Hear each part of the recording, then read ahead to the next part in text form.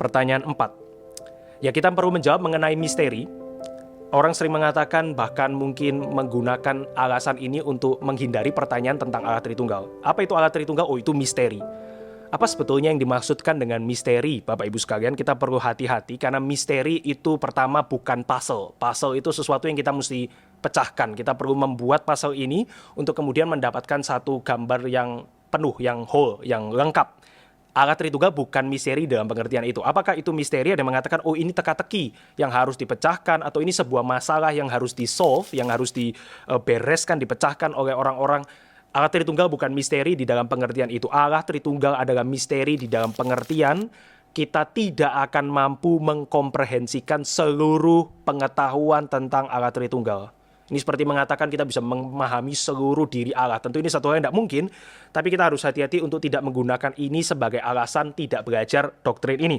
Dan saudara mesti hati-hati dengan hamba Tuhan yang menghindari pertanyaan tentang Allah Tritunggal dengan mengatakan, oh ini misteri. Karena biasanya itu karena tidak belajar atau bahkan tidak bertanggung jawab di dalam mengajar apa yang dia pahami.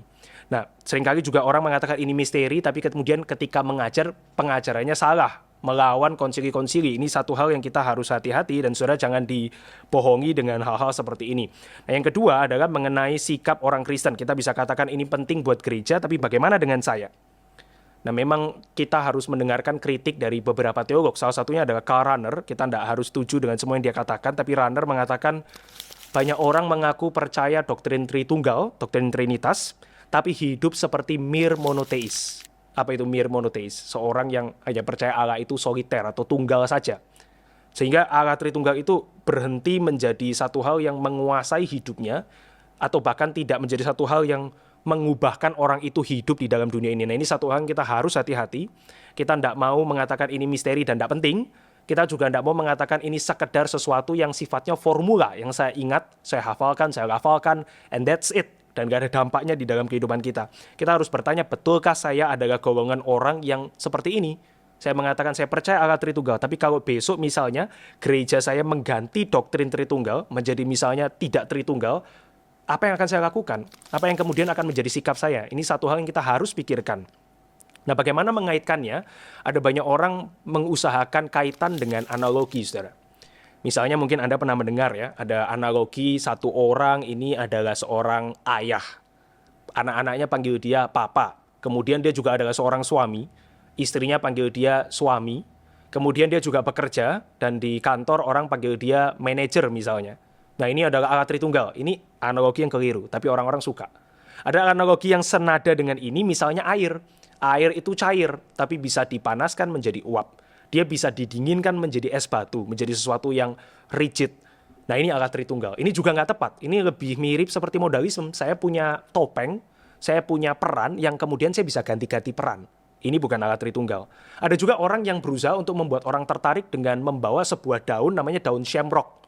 Daun shamrock ini satu pucuk tapi ada 3 ruas daunnya. Jadi seperti Tritunggal katanya. Dan ada orang lain yang kemudian membawa telur. Mungkin Anda belum pernah mendengar, tapi telur itu katanya mirip Allah Tritunggal. Ada cangkangnya, ada putihnya, dan ada kuning telur. Kita akan katakan ini usaha analogi yang ya mungkin lucu, tapi nggak ada dampak.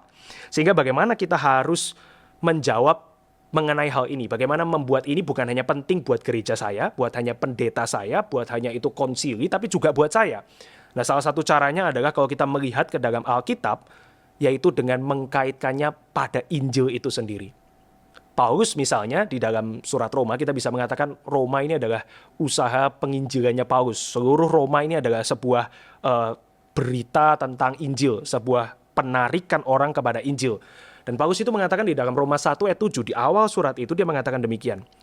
Yaitu dia berharap pembaca mengerti anugerah dan damai sejahtera dari Allah Bapa kita dan dari Tuhan Yesus Kristus. Jadi Injil itu seharusnya menarik orang kepada Allah Trinitas, kepada Allah Tritunggal. Jadi bagaimana Trinitas itu penting? Kenapa Trinitas itu penting? Jawabannya karena Injil penting. Mengapa Injil penting? Sama juga karena Allah Tritunggal, ada Allah Trinitas yang memberikan hal tersebut. Tentu maksudnya bukan setiap kali kita menginjili kita harus langsung doktrin Allah Tritunggal kita bereskan semua. Tidak demikian, saudara. Tapi kita bisa mengatakan simply untuk mengenal dia, Injil, dan untuk memahami Injil, There is no other way, nggak ada cara lain selain melihatnya di dalam terang Allah Tritunggal. Nah, kalau kita kembali kepada kitab Roma, misalnya Roma 8 ayat 14 dan 15, satu ayat yang sangat baik sekali, dikatakan demikian, semua orang yang dipimpin roh Allah adalah anak Allah. Sebab kamu tidak menerima roh perbudakan yang membuat kamu jadi takut lagi, tetapi kamu telah menerima roh yang menjadikan kamu anak Allah. Oleh roh itu kita berseru, ya Aba, ya Bapa. Ini seruan daripada Tuhan Yesus yang kemudian dikutip oleh Roma. Nah, kemudian demikian juga dengan doa Bapa kami. Doa Bapa kami mengajarkan kepada kita untuk memanggil Dia sebagai Bapa. Nah, mengapa ini bisa demikian? Karena doktrin Allah Tritunggal mengatakan, sebelum segala sesuatu dunia diciptakan oleh Allah, siapakah Dia? Inilah Allah, yaitu Dia adalah Bapa secara kekal, eternally Father. Fakta ini penting, saudara. Artinya tidak ada satu waktu di mana Bapa itu berhenti jadi Bapa. Semua papa di dalam dunia manusia pernah bukan papa, kemudian menikah, punya anak jadi papa. Tapi Bapa, Allah Bapa, tidak pernah ada satu waktu di mana Dia bukan Bapa. Demikian juga anak. Anak diperanakkan di dalam kekekalan, berarti tidak satu waktu pun anak bukan anak. Bapa memperanakan anak di dalam kekekalan. Bapa dan anak mengutus Roh Kudus di dalam kekekalan. Ini dua istilah teologis yang penting. Singkatnya apa? Berarti ketika kita membayangkan tentang Injil, memikirkan tentang Allah, kita cuma bisa memikirkan Allah di dalam pengertian relasional. Bahwa Dia adalah Allah yang mengasihi, Bapa mengasihi anak dari kekal, anak dikasihi dan mengasihi Bapa dari kekal, Bapa dan anak mengasihi Roh Kudus, dan Roh Kudus yang kemudian mengikatkan mereka di dalam kasih tersebut. Ini satu keindahan luar biasa besar ketika melihat Injil. Dan kenapa ini penting? Saya mau membuat sebuah pemisahan di sini. Ketika Anda melihat semua agama di dalam dunia, mereka cuma bisa menekankan mengenai kepercayaan akan sukses. Anda bisa berusaha sedemikian rupa, mengikuti aturan agama sedemikian rupa. Untuk apa? Untuk dapat kesuksesan. Karena ada sesuatu yang kosong di dalam diri dewa atau ilah yang kemudian harus diisi oleh pengikutnya. Anda harus bersusah payah untuk get your ticket to heaven, tanda kutip. Atau Anda harus mengusahakan sesuatu untuk kemudian bisa di-welcome di dalam sebuah paradise, sebuah taman penuh pleasure dan seterusnya untuk Anda, kalau Anda bisa sukses. Tapi Allah Tritunggal tidak menciptakan karena kekurangan sesuatu, Dia sudah lengkap. Bapa mengasihi, dikasihi, anak dikasihi, mengasihi, Roh Kudus mengasihi, dikasihi, terikat sedemikian rupa di dalam kasih. Jadi kenapa Allah menciptakan manusia, menciptakan dunia ini? To get His love. Mendapatkan cinta kasihnya. Dan ketika orang-orang percaya hidup di dalam dunia ini, diselamatkan dan seterusnya, itu untuk mengekspresikan kasih yang sama. Bukankah indah bahwa Anda dan saya bukan dipanggil untuk mengusahakan memberikan sesuatu pada Allah, tapi untuk berbagian di dalam kasih semacam demikian? Tidak ada Injil tanpa pengenalan Allah Trinitas.